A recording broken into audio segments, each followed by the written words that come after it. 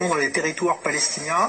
Là aussi, qu'est-ce que vous comptez, quelle est votre démarche vis-à-vis justement de ces territoires, avec évidemment le contexte actuel et toujours de négociations qui n'avancent toujours pas entre Israéliens et Palestiniens? Oui, moi je ne suis pas du tout, et j'en m'en prémunis sur ce sujet. Il y a un projet suite à la visite du président François Hollande.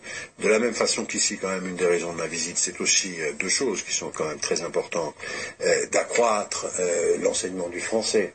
C'est un sujet très préoccupant. Nous avons une communauté française très importante. Qui grandit de plus en plus. Elle est appelée à s'élargir et nous avons une baisse de l'enseignement du français. Donc ça, c'est pour moi inacceptable, et donc je viens voir de quelle façon nous allons pouvoir améliorer les choses. Deuxièmement, vous le savez, il y a la question, on ne se cache pas derrière son petit doigt, qui est celle de l'enseignement de la mémoire de la Shoah. Et donc, je viens aussi, nous travaillons en France sur ces questions, nous avons fait des choses, nous continuons à en faire, on peut en faire davantage, et donc je viens aussi travailler sur ces questions. Alors, du côté palestinien, c'est aussi des questions de coopération éducative, avec l'idée de créer ce lycée franco-palestinien à Ramallah, une très grande demande des Palestiniens sur des questions que je voudrais développer ici, parce qu'on a une excellence française quand même sur les lycées professionnels, et donc une demande concrète qu'à un moment donné, plutôt que de faire des très grands projets, des grandes déclarations, on soit capable de créer une unité qui, direct, professionnalise et permet à de jeunes Palestiniens de trouver un emploi, de s'insérer. Ça, la France sait le faire. J'ai une direction des relations internationales au ministère de l'Éducation qui est opérante pour ça. On est présent en Amérique du Sud, on est présent en Asie, on est présent... Et je souhaiterais qu'on puisse avancer avec les Palestiniens pour qu'il y ait des raisons d'espérer. Alors justement, récemment, le Premier ministre canadien qui était en Israël s'était, lui, montré favorable à un financement par la communauté internationale, peut-être de nouveaux manuels scolaires pour les enfants palestiniens dans lesquels la vision d'Israël serait moins agressive que ce qu'elle est actuellement. Est-ce que vous trouvez que c'est un sujet dont doit se saisir également l'Union européenne, France ? L'éducation à la paix, vous le savez d'ailleurs, que ce soit la France ou l'Union européenne, nous sommes les premiers bailleurs de la volonté de faire avancer les choses dans le sens de la paix. Ça veut dire d'abord de la démocratie. Donc tout ce qui contribuera à l'éducation à la paix, et donc évidemment en représentation que les uns et les autres ont des autres, car là aussi les évolutions ne sont pas toujours très heureuses, nous serons là pour les encourager, bien entendu. Alors justement, vous parliez d'éducation et de la Shoah en France. On voit qu'il y a en ce moment un grand débat sur cet antisémitisme qui s'affiche ouvertement dans les rues de Paris. On l'a vu l'autre jour avec l'affaire Dieudonné. D'abord un mot sur cette polémique. Qu'est-ce que c'est que cette polémique qui a envahi l'éducation nationale ces derniers jours sur cette théorie du genre? On est parti d'une rumeur, on s'est aperçu qu'elle venait apparemment d'un milieu proche justement de cet humoriste controversé. Comment sortir de cette affaire, et est-ce que c'en est encore une aujourd'hui? Oui, c'est une affaire sérieuse, la manifestation de dimanche. L'existence d'une extrême droite négationniste. Car elle est négationniste. Monsieur Dieudonné, Monsieur Forisson, Monsieur Soral, qui est derrière l'affaire qui concerne l'école, ils sont en train de vouloir utiliser la détresse d'un certain nombre de nos compatriotes pour faire jonction donc entre ces groupes extrémistes et d'autres populations. Ça, c'est extrêmement grave, ça n'est jamais arrivé.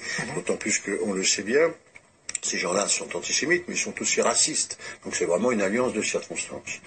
On a eu là des attaques extrêmement violentes dans l'école française à propos tout simplement d'un petit enseignement sur le respect entre les filles et les garçons. Quand vous voyez aujourd'hui que c'est une sorte de gangrène qui est en train de s'étaler un petit peu dans plusieurs pans de la société, on a vu dans la culture avec l'affaire Dieudonné, là maintenant l'école, est-ce que vous trouvez qu'il y a un moyen efficace de lutter contre ça à l'école? Qu'est-ce que c'est? De parler plus peut-être de l'histoire justement, de l'enseignement de la Shoah dont vous parliez tout à l'heure? C'est un élément, mais c'est beaucoup plus que ça qu'il faut... D'abord, il faut relativiser. Par exemple, et ça ne veut pas dire minimiser, mais il faut donner les vrais chiffres. Sur 48 000 écoles françaises, c'est une centaine qui ont été touchées. Donc on n'est pas encore dans une France à feu et à sang. Mais il y a des foyers d'infection. Et il y a des comportements inacceptables. Alors, il y a ce qui concerne, par exemple, l'enseignement de la Shoah, mais l'enseignement des génocides aussi, tout en gardant la spécificité de la Shoah. Mais il y a quand même toute l'éducation morale et civique, du respect, de la tolérance qu'il faut remettre en œuvre, et de la laïcité dans notre pays. Nous n'avons pas enseigné et transmis suffisamment les valeurs de la République. Et on s'étonne qu'il y ait des gens qui profondément les contestent, toujours les mêmes. et qui reviennent en force, parce que nous ne défendons pas assez nos valeurs. Donc, tout injure antisémite, tout injure raciste, tout acte xénophobe doit être immédiatement contrarié. Les enfants doivent être élevés dans l'affirmation de leurs valeurs. On n'a pas du tout à être gêné et à tolérer et à considérer que tout se vaut. Cet exemple des deux adolescents partis de Toulouse, dont un avait justement une scolarité parfaitement normale, presque au-dessus de tout soupçon, et qui pourtant était s'engager pour le djihadisme en Syrie. Il est revenu finalement. Est-ce que là aussi, vous trouvez que l'école peut avoir un rôle à jouer pour justement éviter que ces jeunes échappent à tout contrôle? Oui, bien sûr, mais vous savez, il y a 12 millions d'élèves. Vous me parlez de 2 élèves. Ouais. J'en ai eu 2 qui ont fait la quenelle. Ça a été l'ouverture de tous les journaux télévisés. Il faut que chacun soit responsable aussi. Parce que c'est pas ça la masse des enfants français. La masse des enfants français. C'est un phénomène inquiétant quand même, parce qu'il y a eu plusieurs centaines en France d'enfants. Ça peut être deux écoliers, mais il y a plusieurs centaines de jeunes qui sont dizaines pour l'instant. Dizaines sur un pays de 65 millions d'habitants. Et je dois vous dire qu'à l'ère du numérique, justement, à l'ère où chacun peut faire ses choix, il y a des immigrations vers d'autres côtés, il y a des choix qui sont d'engagement.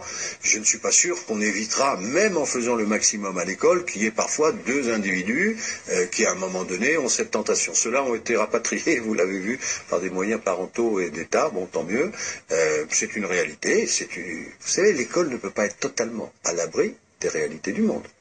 Et quand vous avez une école avec 12 millions d'élèves, vous arriverez toujours. Heureusement, on essaie de le cacher aux médias. Mais sur 12 millions d'élèves, tous les jours, j'ai des faits divers. Tous les jours. Comment ça serait possible? Bon. Donc voilà, soit on met ça en valeur, soit on décide de mettre les justes en valeur, de mettre ceux qui ont des valeurs, ceux qui font des choses positives. Vous savez, je l'ai dit lundi, je suis allé honorer à la fois le village des Justes de Dieulefit, où des enfants juifs ont été sauvés par des institutrices exceptionnelles, mais tout un village qui a réussi à faire ça.